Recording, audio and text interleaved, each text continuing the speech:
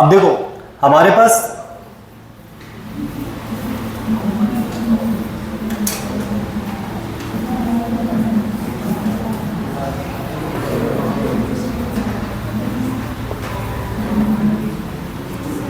आज हम लोग का जो टॉपिक है वो है बायोंसी या फिर अपथ्रस्ट। ठीक है, अब फोर्स ऑफ बायोंसी या बायोंसी हमारे पास होता है कि अपथ्रस्ट क्या होता है। देखो अपन ने डेली लाइफ में, अगर आपने डे टू डे लाइफ में ये चीज देखी होगी कि अगर अपन जैसे किसी ऑब्जेक्ट को एयर में लिफ्ट करें, ठीक है, अब हम किसी ऑब्जेक्ट को एयर में लिफ्ट करते हैं या फिर हम उसको पानी के अंदर डाल के लिफ्ट करते हैं। जैसे मान लो एक बॉल है, ठीक है, कोई बॉल है अपने पास में आयरन की, ठीक है, 5 kg की बॉल है। अब आपने उसको क्या किया, आपने उसको लिफ्ट किया तो हैवी फील होती है, मतलब जितनी भी वेट है उसका वो फील होगा आपको। अब उसी बॉल को अगर आप क्या करो, पानी के अंदर डाल दो। मान लो उस बॉल को हम लोग क्या करें, उस बॉल को पानी के अंदर डुबा दें। एक टब डाल दिया पानी का, टब ले लिया, टब के अंदर डुबाया। अब जब पानी के अंदर आप उसको लिफ्ट करते हो, क्या वो आपको सेम वेट की फील होती है या फिर हल्की फील होती है? हल्की फील होती है कि नहीं होती? मतलब अगर हम किसी ऑब्जेक्ट को किसी लिक्विड के अंदर डुबा दें तो हमको लाइटर फील होता कि नहीं होता? अब ये लाइटर फील क्यों होता है? तो बेसिकली क्या होता है, जब कोई ऑब्जेक्ट फ्लूइड के अंदर डूबता है, अब फ्लूइड वर्ड का मतलब क्या है, liquid and gases. All those substances which can flow are called as fluids. जो भी हमारे पास में सब्सटेंसेस है जो फ्लो कर सकते हैं उनको हम लोग क्या बोलते हैं, फ्लूइड्स।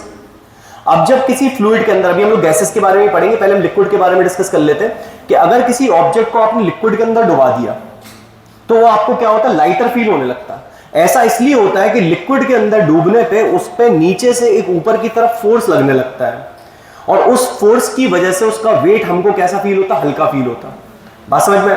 जैसे मान लीजिए एक ऑब्जेक्ट का वेट है, ये ऑब्जेक्ट हो गया आपका, मान लीजिए ऑब्जेक्ट का नाम है ए, तो ये बॉडी ए हो गई हमारे पास।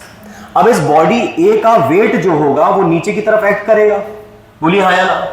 अब वेट हमारे पास में नीचे की तरफ एक्ट कर रहा है, ठीक। अब मान लो इसको हमने किसी फ्लूइड के अंदर डुबा दिया, जैसे हमने कंटेनर ले लिया, कंटेनर के अंदर हमने लिक्विड भरा और उस लिक्विड के अंदर इसको क्या कर दिया, डुबा दिया।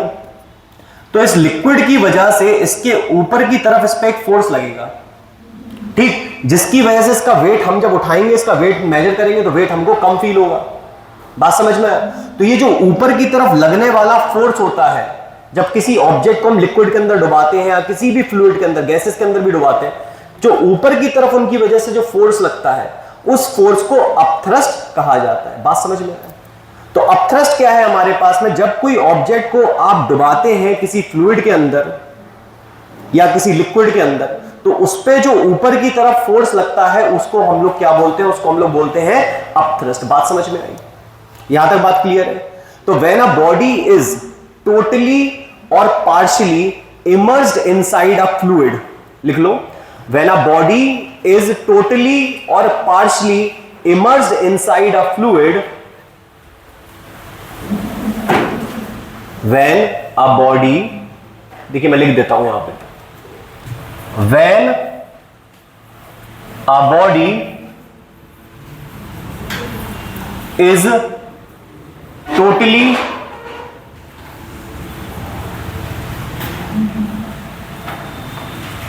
और पार्शली या partly immersed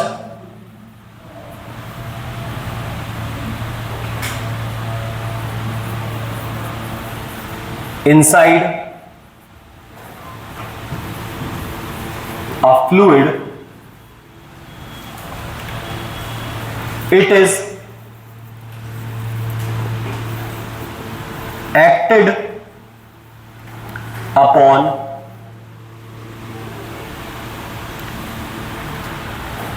by a force in upward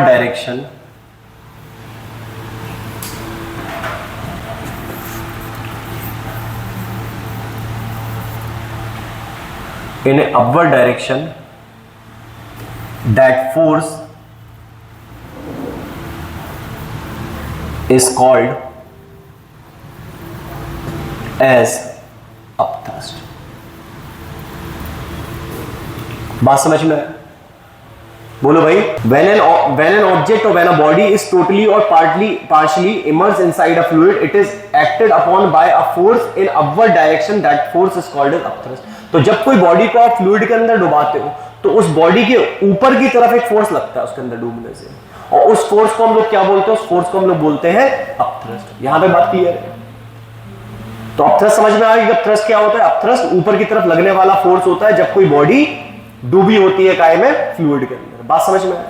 अब बात आती है कि भाई ये अपवर्ड फोर्स जो है, जो हमारे पास अपथ्रस्ट है, वो लगता कितना है? कितना अपथ्रस्ट लगता है या तो अपथ्रस्ट होता कितना है या कितना अपथ्रस्ट लग रहा, तो वो हम लोग समझ लेते हैं। देखिए, जैसे मैंने क्या किया, मैंने यहां पे एक ऑब्जेक्ट ले लिया, ठीक है। उस ऑब्जेक्ट को मैंने क्या किया, एक कंटेनर के अंदर फ्लूइड भरा, मतलब कोई लिक्विड भर दिया मैंने, मान लीजिए, और इस लिक्विड के अंदर इस ऑब्जेक्ट को डुबा दिया, ठीक। तो इस पे क्या लगेगा? अपथ्रस्ट। हम लोग ऑब्जेक्ट कैसा ले लेते हैं? हम लोग सिलिंड्रिकल ऑब्जेक्ट ले लेते हैं, ठीक है। अब मान लो हमारे पास में यहां पे हमने लिक्विड भर दिया कोई, ठीक है बेटा, ठीक। या एक काम करो, तुम पहले तुम एक कंटेनर ले लो जिसके अंदर क्या कर दो? लिक्विड भर दो। एक कंटेनर ले लो, उसके अंदर क्या कर दो? एक लिक्विड भर दो, ठीक है। हमने कंटेनर ले लिया और इस कंटेनर के अंदर क्या कर दिया? एक लिक्विड को फिल कर दिया। यहां पे बात क्लियर? तो एक कंटेनर है जिसके अंदर लिक्विड है। अब इस लिक्विड की जो डेंसिटी है, इस लिक्विड की जो डेंसिटी है हमारे पास, इस डेंसिटी की हमने मान ली रो है। इसकी लिक्विड की डेंसिटी कितनी हो गई? रो। तो ये जो लिक्विड है इसकी डेंसिटी हमने कितना ले लिया? रो ले लिया। यहां तक बात क्लियर है? तो लिक्विड की डेंसिटी कितनी हो गई? रो। यहां तक क्लियर बेटा? अब आपने क्या करना है, आपने एक इमेजिनरी सिलेंडर ले लेना है इस लिक्विड के अंदर। हमने क्या किया, हमने एक इमेजिनरी सिलेंडर मान लिया इस लिक्विड के अंदर, ये हमने एक इमेजिनरी सिलेंडर मान लिया, ठीक। ये हमारा सिलेंडर हो गया जो लिक्विड के अंदर है, सिलेंडर। बात समझ में आ गया? अब इस सिलेंडर का हमारे पास में जो एरिया ऑफ क्रॉस सेक्शन है वो हमने ए ले लिया। एरिया ऑफ क्रॉस सेक्शन कितना ले लिया सिलेंडर का? यहां पे बात क्लियर है? आ जाओ। यहां पे हमने सिलेंडर का एरिया ऑफ क्रॉस सेक्शन कितना ले लिया? ए। तो ऊपर area of cross section A होगा तो नीचे भी एरिया ऑफ क्रॉस सेक्शन कितना होगा बेटा? ए होगा। यहां तक बात क्लियर है? अब आपने क्या किया, आपने यहां से देखा तो इसकी जो सिलेंडर का जो टॉप सरफेस है उसकी डेप्थ, ये जो कंटेनर है जिसके अंदर लिक्विड भरा हुआ है, उसकी सरफेस से इस वाले सिलेंडर की सरफेस की डेप्थ हमने H1 मान ली। कोई दिक्कत यहां पर? क्लियर? और यहां से जो सेकंड सरफेस है हमारे पास में, इसकी हमने जो डेप्थ मान ली, यहां से यहां तक की डेप्थ, वो हमने कितनी मान ली? वो हमने H2 मान ली। यहां तक बात क्लियर है? और ये जो सिलेंडर है इसकी हमने हाइट को H मान लिया। यहां तक कोई दिक्कत हो तो बताओ। तो क्या किया अपन ने, एक कंटेनर के अंदर अपन ने लिक्विड भर दिया। अब उस लिक्विड के अंदर अपन ने एक इमेजिनरी सिलेंडर मान लिया जिसका area of cross section A है और उसकी हाइट कितनी है सिलेंडर की? H है। अब ये सिलेंडर हमारे पास में टॉप सरफेस से, इसका जो टॉप सरफेस है सिलेंडर का, ये यहां पे लिक्विड के सरफेस से कितने नीचे है? H डेप्थ पे, H1 डेप्थ पे। और ये जो इसका नीचे वाला सरफेस है सिलेंडर का, ये हमारे पास में इस लिक्विड के सरफेस से कितनी डेप्थ पे है? H2 डेप्थ पे है। बात समझ में आई? यहां तक बात क्लियर है? अब बेटा क्या होगा कि जब हमारे पास में, हमने पढ़ा था अभी पिछली क्लास में, जो पिछला लेक्चर था हमारा, उसमें हमने पढ़ा था कि जब लिक्विड के अंदर अपन डेप्थ बढ़ाते हैं तो क्या लगता है? उस पर लिक्विड प्रेशर लगता है। बोलो हाँ या ना? बढ़ाया था नहीं पढ़ाया था? तो यहां पे प्रेशर लगेगा, इस वाले सरफेस पे लगेगा कि नहीं लगेगा? तो मान लो इस वाले सरफेस पे जो यहां पे प्रेशर लग रहा है वो लग रहा है P1। बोलो हाँ या ना?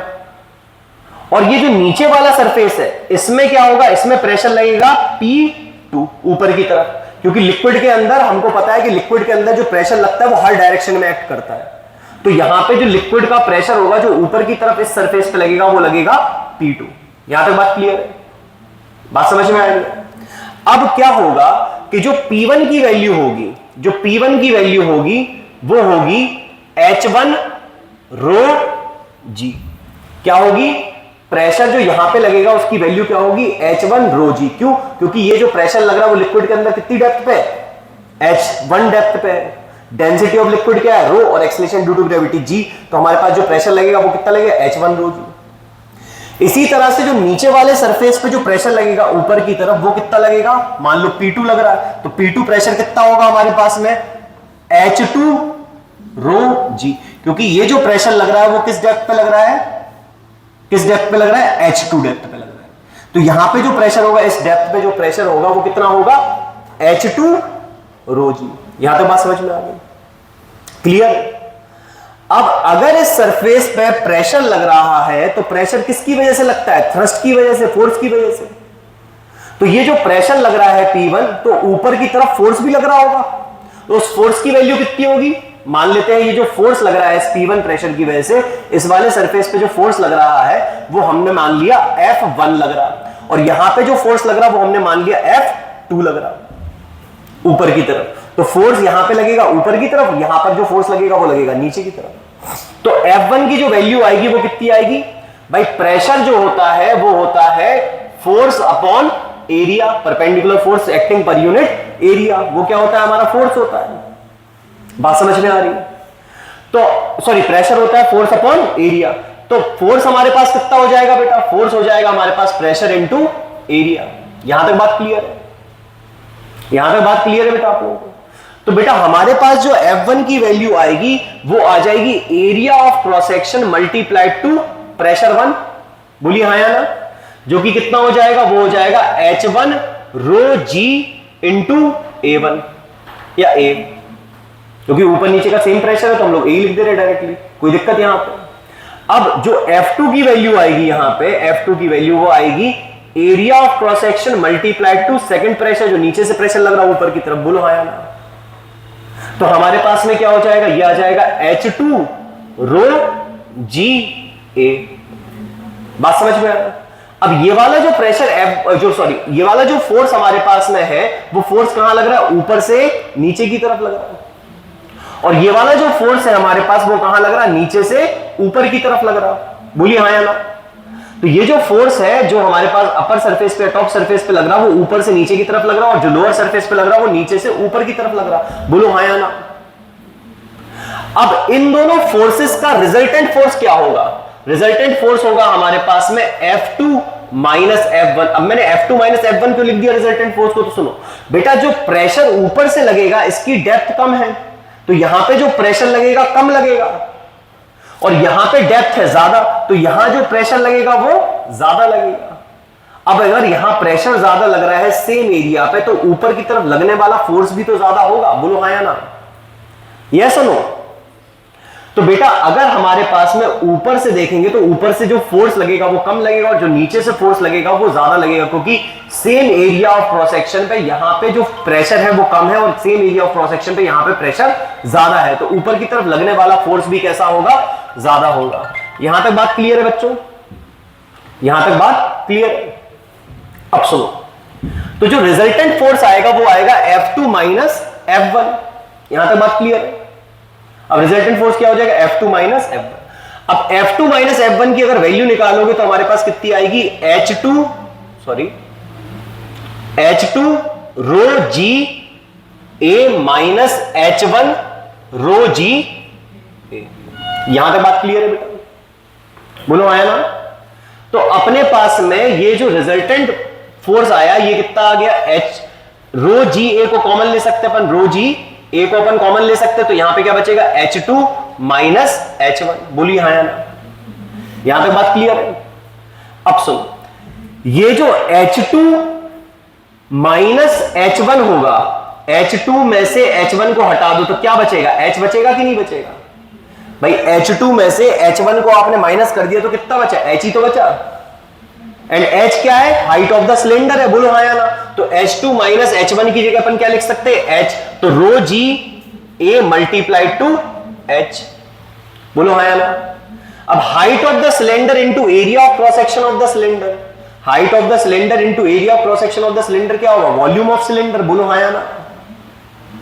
भाई कल ही पढ़ाया था ना आपको कि सिलेंडर का वॉल्यूम क्या होता है, H into A, area of cross section into height क्या होता है, सिलेंडर का वॉल्यूम होता है। बात समझ में आई। तो हमारे पास A इंटू H की जगह क्या लिख सकते हैं, V, तो volume of cylinder into density into acceleration due to gravity, तो ये हमारे पास में क्या आ गया, ये आ गया F2 माइनस F1। मतलब ये आ गया ऊपर की तरफ लगने वाला रिजल्टेंट फोर्स। बात समझ में आ गई? जब आपने एक ऑब्जेक्ट को फ्लूइड के अंदर डुबाया, अपन ने सिलेंडर को फ्लूइड के अंदर डुबाया, तो हमारे पास क्या आ गया? ऊपर की तरफ लगने वाला क्या आ गया? फोर्स आ गया कि नहीं आ गया? रिजल्टेंट फोर्स कहां लग रहा? ऊपर की तरफ लग रहा कि नहीं लग रहा? और यही वो फोर्स है जो इसके वेट में कमी लाएगा। बोलो हाँ या ना? क्योंकि वेट लगेगा नीचे की तरफ, ऊपर की तरफ जो रिजल्टेंट फोर्स लग रहा है वो उसके वेट में क्या ला देगा? कमी ला देगा। बोलो हाँ या ना? तो ये जो ऊपर की तरफ लगने वाला फोर्स है लिक्विड के अंदर डुबाने से जो आया, इसी को अपन क्या बोलते हैं? अपथ्रस्ट। बात समझ में आया? तो यहां पे ये जो F2 माइनस F1 है, इसकी जगह हम क्या लिख सकते हैं? इसकी जगह लिख सकते हैं अपथ्रस्ट। तो अपथ्रस्ट क्या आ गया हमारे पास? V rho volume into density into acceleration due to gravity, हमारे पास क्या आ गया? अपथ्रस्ट आ गया। Is it clear to all? बोलो हाँ या ना? तो यहां तक बात क्लियर है बेटा कि अपथ्रस्ट क्या आ गया हमारे पास? अपथ्रस्ट का फॉर्मूला क्या आ गया? अपथ्रस्ट का फॉर्मूला आ गया हमारे पास volume into density into acceleration due to gravity. बात समझ में आया?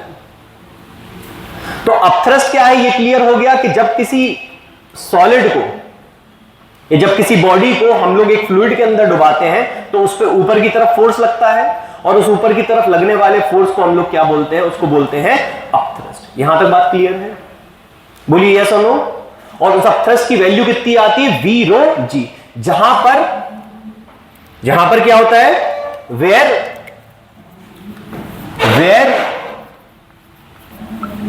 V is the volume of immersed part of solid, immersed part of solid, ये सॉलिड के इमर्स्ड पार्ट का वॉल्यूम है। V क्या है? Volume of the immersed part of solid. Rho क्या है बेटा हमारे पास में? रो क्या है? रो क्या है? रो इज द डेंसिटी ऑफ ये फ्लूइड की डेंसिटी होगी, डेंसिटी ऑफ फ्लूइड।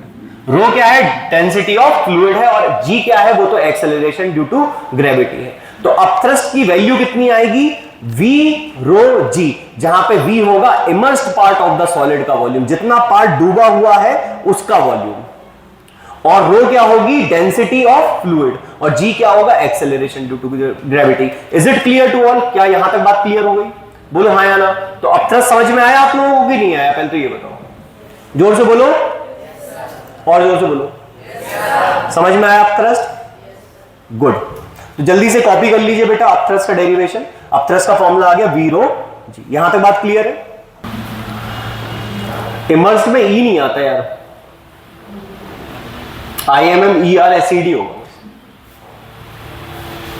ठीक, करेक्शन कर। अब अपथ्रस्ट का जो फॉर्मूला आया वो हमारे पास क्या आया? V रो, जहां पे ये volume of the immersed part of solid होगा। याद रखना कि ये वॉल्यूम है, बट ये सॉलिड के इमर्स्ड पार्ट का वॉल्यूम है, ये लिक्विड का वॉल्यूम नहीं है। ठीक, और ये जो डेंसिटी है ये लिक्विड की होगी या फ्लूइड की होगी जिसमें अपन ने सॉलिड को डुबा रखा, उसकी density into acceleration due to gravity. बात समझ में आ गया? अब हम लोग बात करें factors affecting upthrust. Factors affecting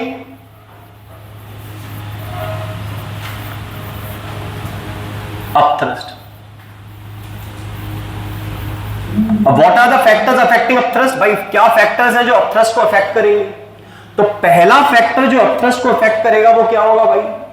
भाई यही फॉर्मूले से देख के बता दो, वॉल्यूम ऑफ द सॉलिड। भाई जिस सॉलिड को आपने फ्लूइड के अंदर डुबा रखा है उसका वॉल्यूम कितना है? यदि ज्यादा वॉल्यूम होगा तो ज्यादा अपथ्रस्ट लगेगा, कम वॉल्यूम होगा तो कम अपथ्रस्ट लगेगा। तो हमारे पास जो अपथ्रस्ट है वो डायरेक्टली प्रोपोर्शनल है volume of immersed part of solid के। ठीक, तो अगर हमारे पास में ज्यादा सॉलिड का वॉल्यूम डूबेगा फ्लूइड के अंदर तो ज्यादा अपथ्रस्ट एक्ट करेगा। अगर कम वॉल्यूम होगा सॉलिड का जो इमर्स्ड होगा फ्लूइड के अंदर तो कम अपथ्रस्ट लगेगा। बात समझ में आ गई? बोलो हाँ या ना? Larger is the volume, larger will be the upthrust. Is it clear? कोई दिक्कत यहां पे?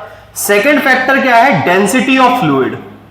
डेंसिटी पे तो अपथ्रस्ट क्या है? अपथ्रस्ट डायरेक्टली प्रोपोर्शनल है डेंसिटी ऑफ लिक्विड के या डेंसिटी ऑफ फ्लूइड के।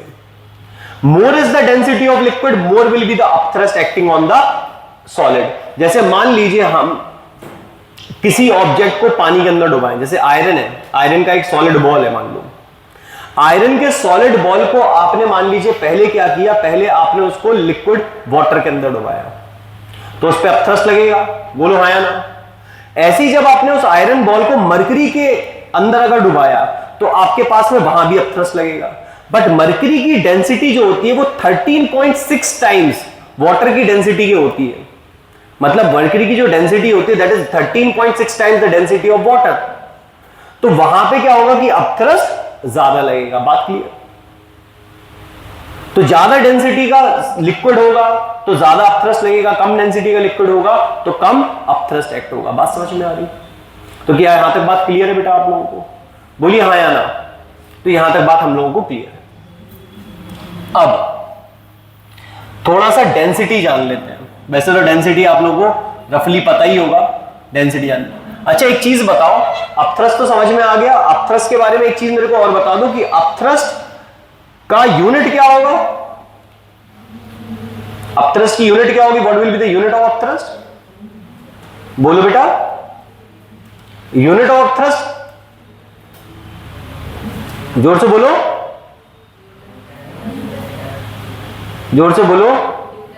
न्यूटन होगी ऑफ कोर्स। अपथ्रस्ट क्या है? ऊपर की तरफ लगने वाला फोर्स ही तो है अपथ्रस्ट। तो अपथ्रस्ट की यूनिट क्या होगी? जोर से बोलो एक बार। हाँ, अपथ्रस्ट की यूनिट न्यूटन होगी। बात समझ में? अच्छा चलो एक चीज और समझ लो अपथ्रस्ट के बारे में। मान लीजिए हमने किसी सॉलिड बॉडी को एक कंटेनर में हमने वाटर भर लिया मान लो, ठीक है भाई।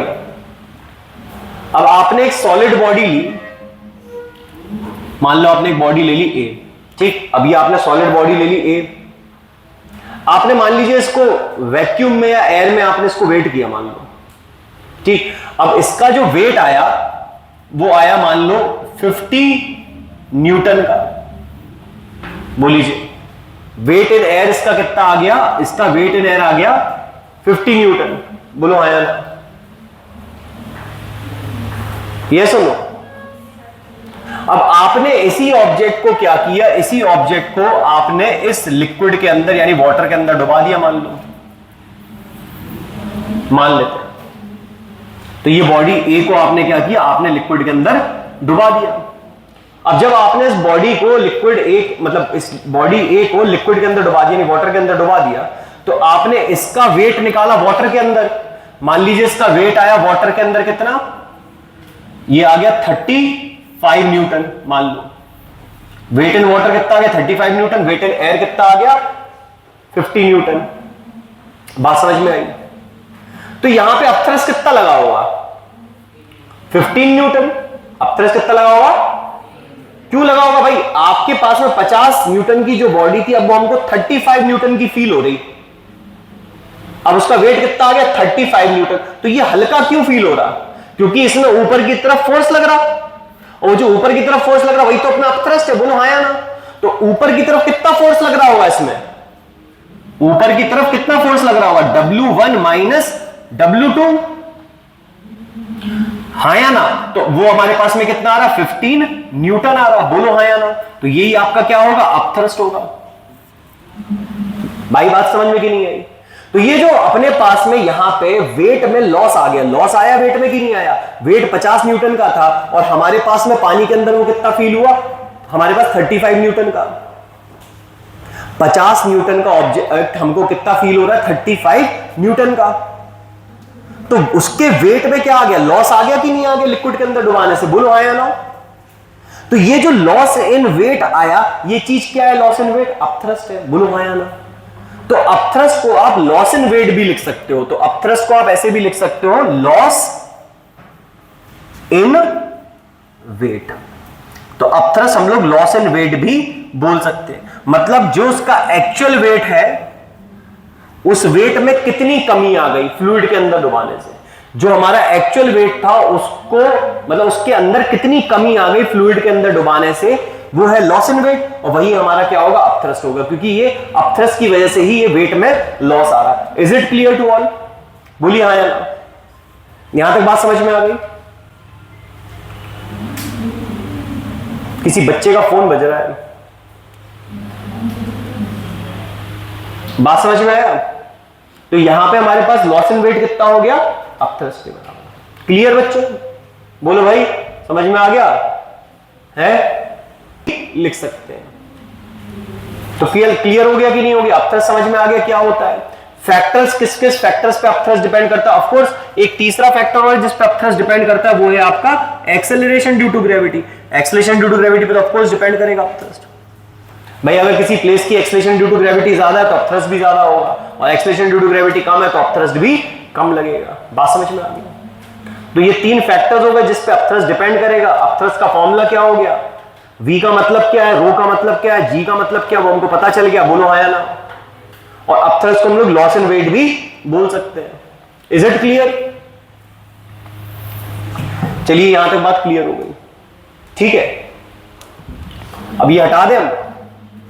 देखिए डेंसिटी क्या होती है, बस बेटा जा रहे हैं 5 मिनट, टाइम देख रहे हैं। अच्छा, डेंसिटी क्या होती है? What is density? Density is mass per unit volume, जिसको हम लोग सिंबल रो से रिप्रेजेंट करते हो। आप लिख सकते हो rho is equal to mass upon volume.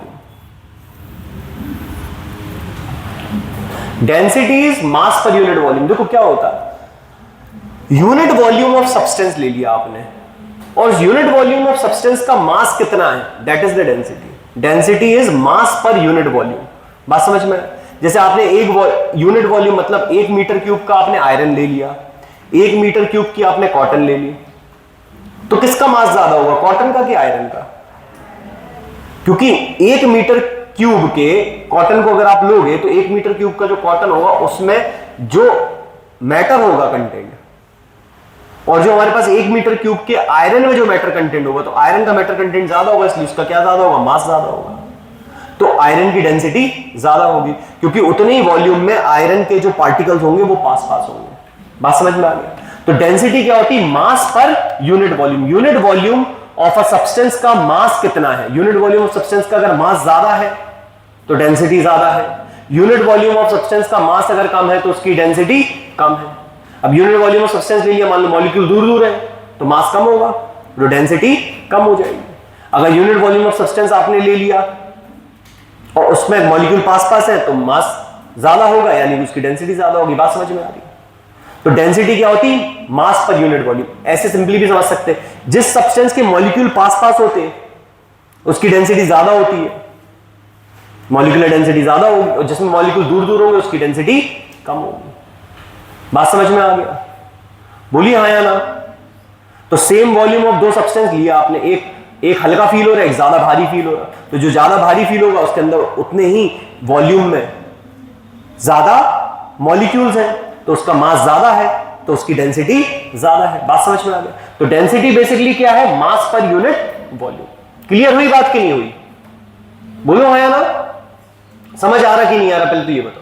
तो डेंसिटी क्या है? Mass per unit volume. बेटा इसका जो सिंबल होता है वो होता है रो, RHO, ठीक है।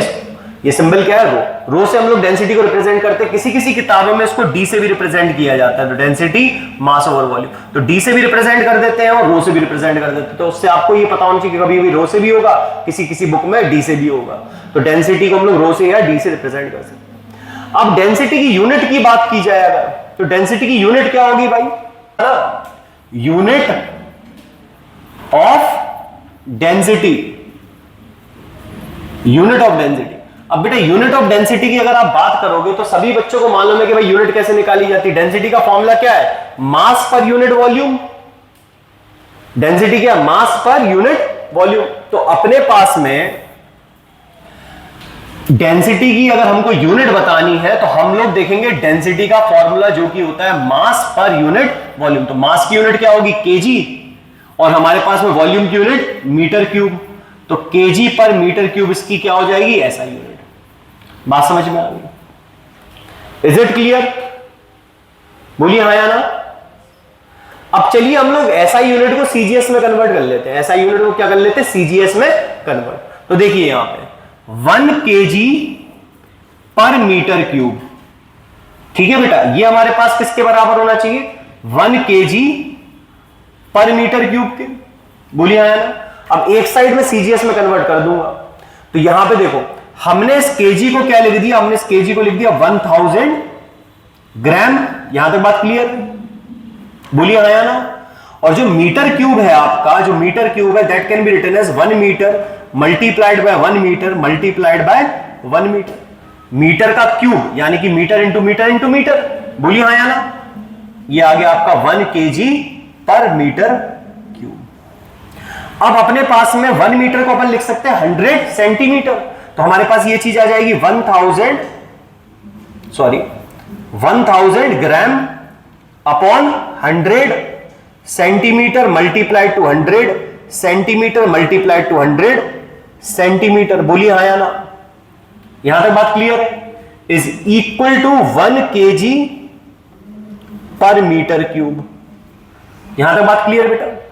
अब आपके पास में यहां पे क्या होगा, एक जीरो से एक जीरो कट जाएगा, एक जीरो से एक और जीरो कट जाएगा, और एक जीरो से हमारे पास एक और जीरो कट जाएगा, 3 जीरो कट जाएंगे। तो नीचे क्या बचेगा, ये बचेगा 1 ग्राम, ऊपर बचा 1 ग्राम और नीचे कितना बचा 10 इंटू 100 यानी 1000। तो 1000 सेंटीमीटर क्यूब, क्योंकि centimetre multiplied two centimetre multiplied two centimetre क्या हो जाएगा, सेंटीमीटर क्यूब हो जाएगा। बात समझ में आ रही है? बोलिए हाँ या ना। तो आपके पास में ये कितना आ गया, 1 ग्राम पर 1000 centimetre cube. Is it clear? तो ये हमारे पास में आ गया 1 kg पर मीटर क्यूब के। तो यहां पे अपन लिख सकते हैं 1 ग्राम पर सेंटीमीटर क्यूब, और ये जो नीचे का 1000 क्रॉस मल्टीप्लाई कर दो तो ये आ जाएगा 1000 kg पर मीटर क्यूब। तो बेटा हमारे पास आ गया 1 gram per centimetre cube is equal to 1000 kg per metre cube. ये किसके बराबर हो गया, 1000 kg पर मीटर क्यूब। यहां तक बात क्लियर है? बोलिए हाँ या ना।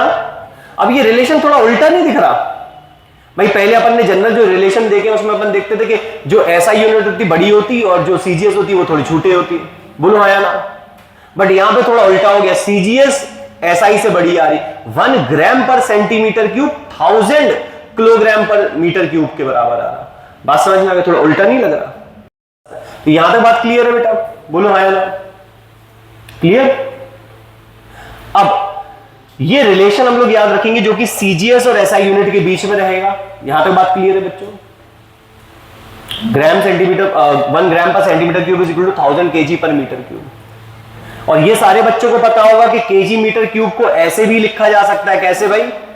केजी पर मीटर क्यूब, क्योंकि जब ये मीटर क्यूब ऊपर जाएगा तो उसकी पावर क्या हो जाएगी, -3। तो ऐसे भी लिख सकते हैं। Is it clear? तो डेंसिटी क्या समझ में आ गई? डेंसिटी जो मॉलिक्यूलर डेंसिटी होती है, density is mass per unit volume, जिसको सिंबल रो से भी रिप्रेजेंट किया जाता है और कई बार हम लोग इसको डी से भी रिप्रेजेंट कर सकते हैं। तो किसी किसी बुक में डी से होगा, किसी किसी बुक में रो से होगा।